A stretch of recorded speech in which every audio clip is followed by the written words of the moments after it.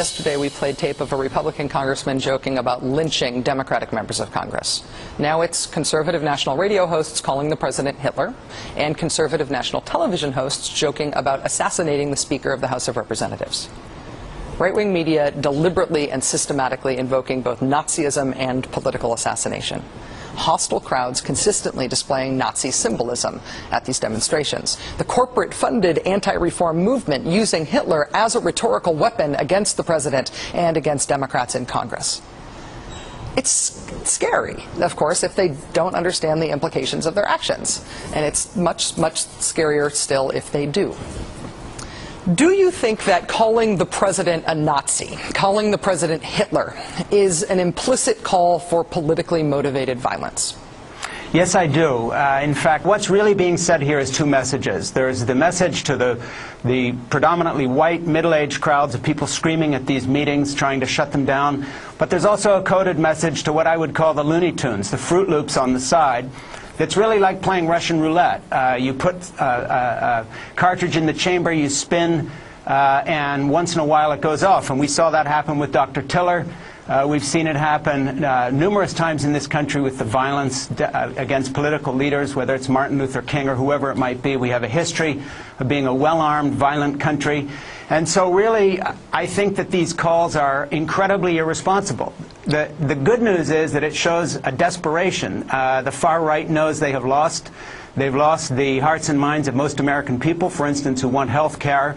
But they also know that they have a large group of people who are not well informed, who listen to only their own sources, and these people can be energized to go out and do really dreadful things. I'm afraid we're going to see it with some of our political leaders, and the Glenn Becks of this world literally are responsible for unleashing what I regard as an anti-democratic, anti-American movement in this country that is trying to shut down legitimate debate and replace it with straight-out intimidation.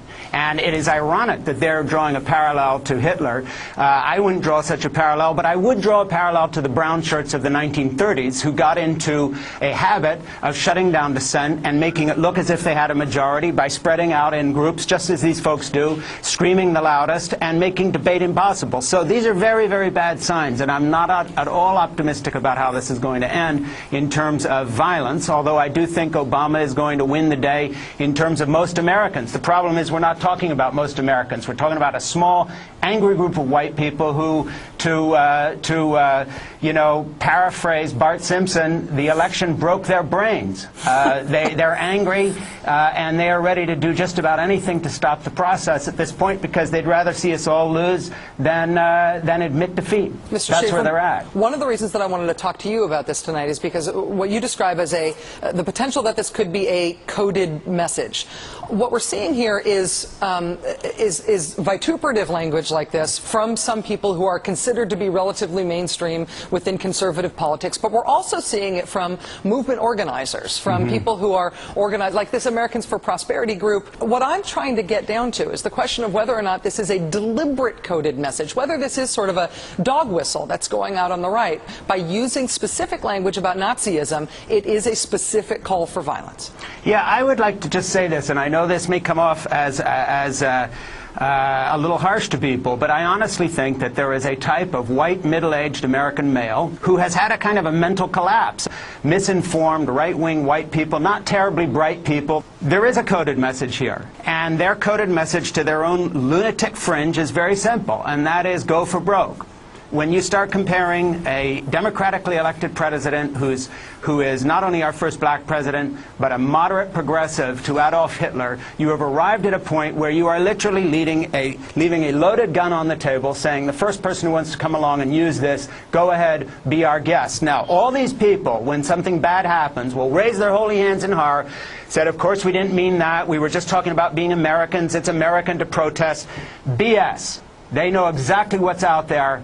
Now we've crossed a line into which hate and vitriol have gone to a point where it is anti-democratic and anti-American. These people do not want America to succeed. They would rather see our system go down than have a president, someone with different political views. And we have arrived at a point where enough is enough. So these people are hate mongers, leaving a loaded gun on the table. They're calling our president Hitler. They're spreading this rhetoric. They're spreading these lies.